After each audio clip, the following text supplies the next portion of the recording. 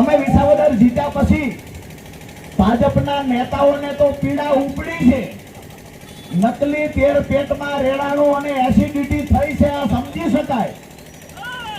પણ આજે દુઃખ સાથે કહું છું, ખાખી વર્દીમાં રહેલા અધિકારીઓને પણ ક્યાંક ભાજપનો હાથો બનવાનો શોખ થતો હોય એવું મારી અંદર પોલીસ અધિકારીઓ માટે ઇજ્જત છે, માન સન્માન છે, પણ 2-5% પોલીસ અધિકારી કોઈના ખોળે બેહીન જો હાથો બનીને કામ કરવા ઈચ્છતા હોય તો એનું લિસ્ટ પણ તૈયાર કરવાની તૈયારી છે.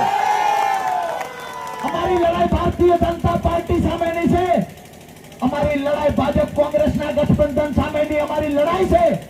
પણ કોઈ એવું સમજતા હોય કે ડીજે વાળાને, આમ આદમી પાર્ટી કચ્છ પૂર્વ પશ્ચિમ વાળાને ડરાવી ધમકાવી અને રેલીમાં અવરોધ ઉભો કરશું, ક્યાંક ને ક્યાંક ભીડ થાય છે આવા બાના કાઢવામાં આવ્યા, રેલીના કારણે ક્યાંક ડિસ્ટર્બ થાય છે એવા બાના કાઢવામાં આવ્યા, ટ્રાફિક થાય છે એવા બાના કાઢવામાં આવ્યા.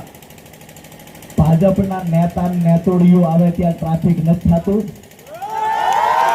ભાજપના નેતા અને નેતોડીઓ આવે ત્યારે ટ્રાફિક નથી થતું? કચ્છની અંદર આની પહેલા હું આવ્યો ત્યારે અહીંયા ગાંધીજીના સ્ટેચ્યુએ અમે ગયા હાર પહેરાવા, દારૂની બોટલ પડી હતી, શર્મિંદા પોલીસ નથી થતી? કચ્છની અંદર બેફામ માઇનિંગનો ધંધો ચાલે છે ઇલીગલી, પોલીસ શર્મિંદા નથી થતી?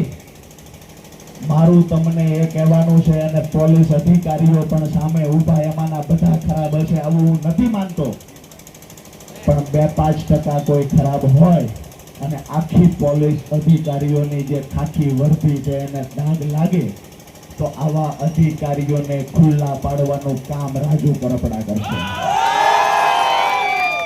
હજી પાયલબેન વાળો દાગ ધોવાનો નથી, પાયલબેન વાળો દાગ ધોવાનો નથી. નવા દાગ પાડવા માટે કચ્છમાં આવ્યા હોય તો ધ્યાન રાખજો. તમે ખુલ્લી ચેલેન્જ આપીએ છીએ કે ભાજપનો હાથો બનીને કામ ના કરતા વિનંતી કરીએ છીએ. બાકી તમે એવું સમજતા હોય 6 વાગે રેલી પૂરી થાય ને 6:30 થાય ને 7 વાગે થાય ને ટ્રાફિક થાય, આ બધા કાયદાઓ તો અમે પહેલા ભણ્યા છીએ, પછી રાજનીતિમાં આવ્યા ને વકીલાત, જ્યારે વકીલનું ભણતો ત્યારે રાજુ કરપડા ગોલ્ડ મેડલિસ્ટ થઈને અહીં મેદાનમાં આવ્યો.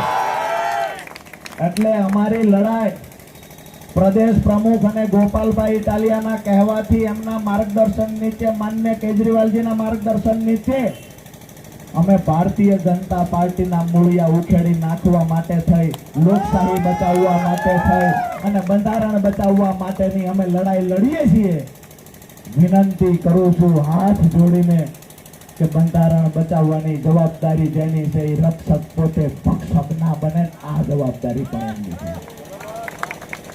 બાકી ક્યારેય કોમ્પ્રોમાઇઝ એમાં થશે જ નહીં. તમે કોઈ સામાન્ય માણસનો અવાજ દબાવવાના પ્રયત્ન કરશો, તમે અમારા કાર્યકર્તાનો અવાજ દબાવવાના પ્રયત્ન કરશો, તમે કાર્યકર્તાને 2 ગાળો બોલશો, અમે પ્રદેશમાંથી આવેલા નેતા શું અહીં મસાલો ખાંડવા આવ્યા છીએ? વિનંતી કરીએ છીએ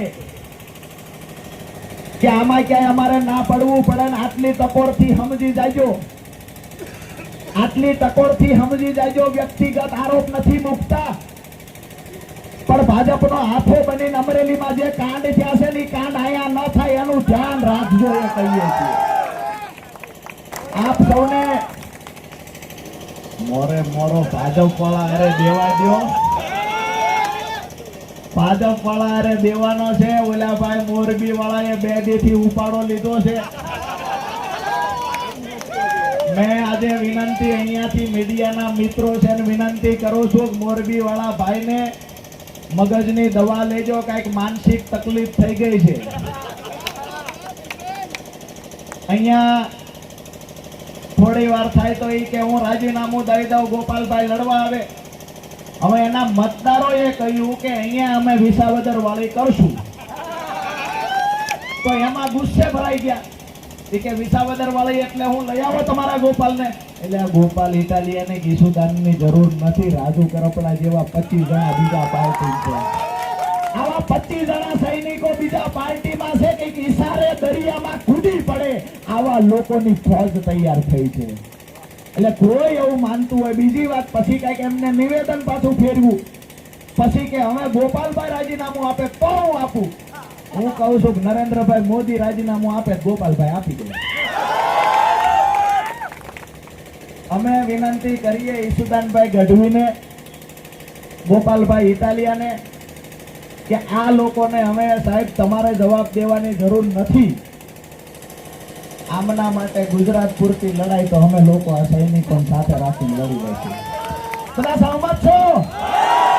વિસાવદરમાં જે એડી ચોટીનું જોર લગાવ્યું હતું, આવનાર સમયમાં ઈસુદાનભાઈ ગઢવીએ આજે ચેલેન્જ કરી છે.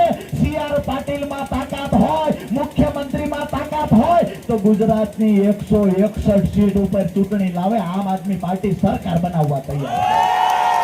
તમામ તૈયાર છો? એડી ચોટીનું જોર લગાવશું, ગરીબો માટે લડશું, ખેડૂતો માટે લડશું, લોકશાહી બચાવવા માટે લડશું, મારા અને તમારા બાળકો માટે લડશું. હા કે ના?